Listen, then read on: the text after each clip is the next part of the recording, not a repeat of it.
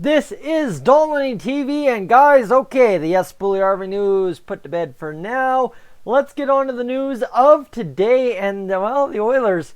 I think, I haven't read anywhere if they have or haven't, but I think they've rounded out their coaching staff, right? It'll be Glenn Gulletson, it'll be Jim Playfair, and it will be Dave Tippett. So it's one of those weird situations where you have an assistant, associate, and then you have a head coach. I've seen it a little bit in junior B hockey before and junior hockey in general, and it's an interesting go. It kind of works. It works. I don't know how to describe it. I think what it was best said was by Jim Playfair in his interview on Oilers TV, saying it's a situation in where you have two guys leading the charge behind the bench and then everybody else supporting. That's essentially, right? You have two guys towing the direction everybody else supports. And that's obviously what Glenn Gulletson's role is going to be. We'll get on that in a little bit more. But first we have to get on this. Who the heck is Jim Playfair? Well, let's go get into the details. And oh boy, don't scream the old boys club, because guys, this is not something we can be screaming the old boys club about. This is not a guy who was a big-time Oiler at any point in the 80s. I mean, he was a minor league toiler. He played a whole 2 games in 1983-84. He was a draft pick in 82, 20th overall. Well, guess what? He played a year junior as a defenseman and then went and played 3 years in the minors from 83-84 to, well, 86-87 for the Oilers. So that's the extent to which Jim Playfair is involved in the Edmonton Oilers. He was a guy who could rally up the penalty minutes quite a bit. Not so much later in his career, but up until 90 he could definitely do it. And I mean, that's playing career has no indication. Playing career really has no indication on here, because we have a little bit different of an approach when it comes to Jim Playfair because of the fact that he is an associate coach. Zap, would you please get over here and not scratch on the door? That would be greatly appreciated. I know you're hungry. I know you want to be fed, guys. You know who Zap is. You don't have to be rebriefed. Just have to get her calibrated and set up, and there we go. So, guys, back to the associate coach thing. In 02-03, Jim Playfair broke into the NHL as an assistant on the Calgary Flames bench. They didn't make the play. Well, I guess I don't know how to mention it. As an associate coach, I guess you get credit on HockeyDB for being in the playoffs. As a head coach, you do as well. As an assistant, you don't. So he didn't make much noise until 06-07 when he became the head coach in Calgary, in which he went 43-29 and 0 and 10, of course. No ties allowed in the NHL after 05 or 04-05. Well, the winning percentage, 58.5. That's not a bad winning percentage. However, the Flames did lose in round 1 in 06-07. I think I can remember a couple of those games, in fact. I couldn't tell you anything about them, but I remember watching. And then he went on to an associate role in 07-08, 08-09, both of which the Flames lost in round 1. Went back down to the AHL, coached as a head coach in Abbotsford for 2 years between 09 and 11. Well, he lost in round 2 in his first year, and of course, well, out of the playoffs with a little bit decenter, rounder of a record, I guess you could say. A couple more losses on the ledger out of the playoffs that year. And then he goes over to Arizona, where he ended up with Dave Tippett for those 6 years with Dave Tippett, where he was an associate. Same role he'll be in now with the Oilers. Lost in round 3, that magical year of 2011-2012, where everybody thought, man, is this the year that the Arizona Coyotes are going to become, at the time, Phoenix Coyotes, going to become a big player in the NHL? Well, guess what? That year, they probably did. That's the stupid part about this. That round 3 exit in 2011-12, I haven't followed the Austin Matthews story as closely as maybe Leafs fans have, but you imagine what that did for a young Austin Matthews, who only a few short years later went number 1 overall to the Toronto Maple Leafs. You see what I'm getting at, right? A little bit of impact, so maybe something Jim Playfair can play to in the fact that when you're coaching a team and when you're trying to win, you have to give the fans something to get involved with, and obviously you can't do that if you don't win.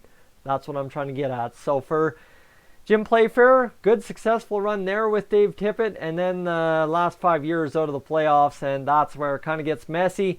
Are these two in the leadership role they will have with the Oilers, head coach, associate coach, two men in charge essentially, are they going to be the two guys to lead the Oilers where they need to get to, the playoffs this year? That's the challenge. Obviously, Ken Holland has a lot of work to do. The roster has to shape up, but the question is, right? Are they the guys in charge, in the right time, right place to do it? Who's to say? We've said it so many times before. Oh, that's been said, that's been done. Come on, we know about that, and it never works out. It never seems to work out. It did that one year with Todd McLellan in the 16-17 playoff run, but that's an anomaly.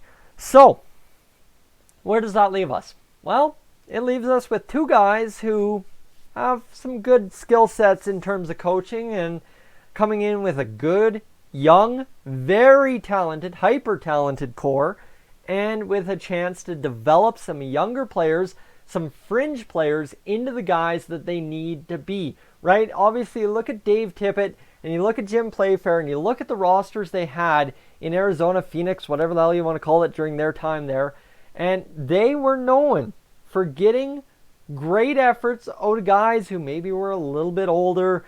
Obviously, Shane Doan, astronomically talented, but you get where I'm going. And you've got guys that, man, it's tough. Like, they weren't caliber players in the NHL, but they still got something of value out of them. I'm not saying, like, you're going to get Zach Kassian to score 70 goals because we've got Dave Tippett and Jim Playfair on the bench.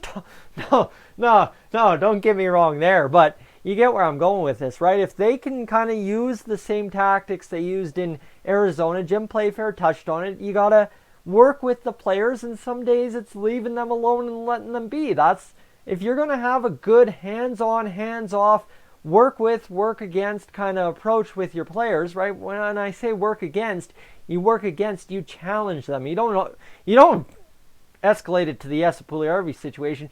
You almost throw, if they're throwing you a challenge, right? If they're saying, play me more, then you throw back the challenge, here's how you're going to play more, right? If you can find those roles, find the situations, and that's maybe perhaps when I get to the coaching core of the Oilers, what needs to happen is situational hockey.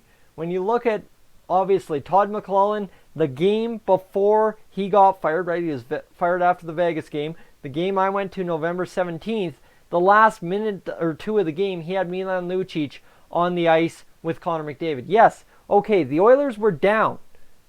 That's where I get at it. Yes, okay, the Oilers were down. They needed offense. Why is Lucic out there? I hear the counter arguments, and I can't argue against. I understand where you're coming from as well when you say Milan Lucic was out there because, goddamn, that was a greasy game. But you get where I'm coming from as well on my side. If I can understand your side, please take the time to understand my side. If you're down a goal in the last 2 minutes of the game, there's no reason a guy like Milan Lucic, especially at that point of the year. I mean, if it was October and you were trying to get the Big Bear going, no problem. But it was November and he wasn't showing anything of value. So to sit there and see him on the ice, right? Situational, bad situational coaching. Now, you look at Ken Hitchcock, well, you look at the line juggling that happened. That was just the way the Oilers roster was built. But the situational coaching was the empty netters, right? That was another big one that bit Ken Hitchcock. So, okay, we've got ourselves the well-rounded. Situational was not the best for the Oilers last year.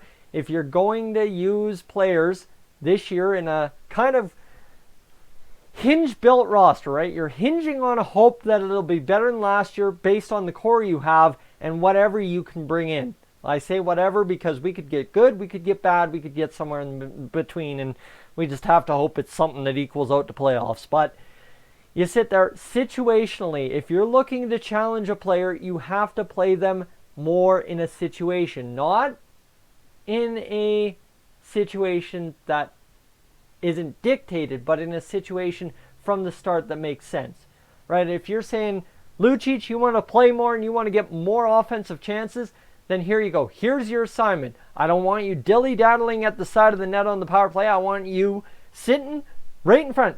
Literally, bump into the goalie's chest, take 2 steps out. That's how we want you. We'll wait the 10 seconds to avoid goaltender interference, and then we'll shoot the puck.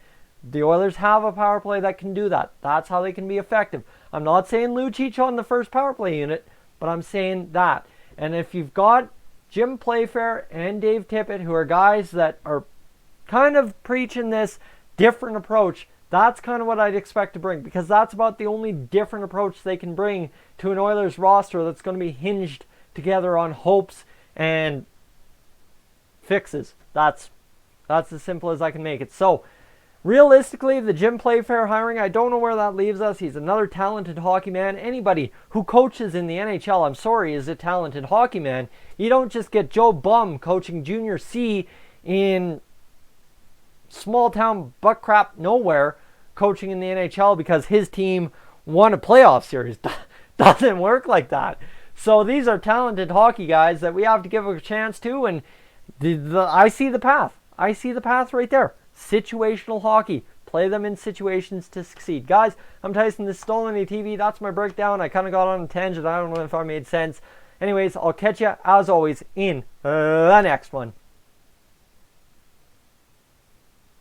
If I can get out of here. Mouse isn't working.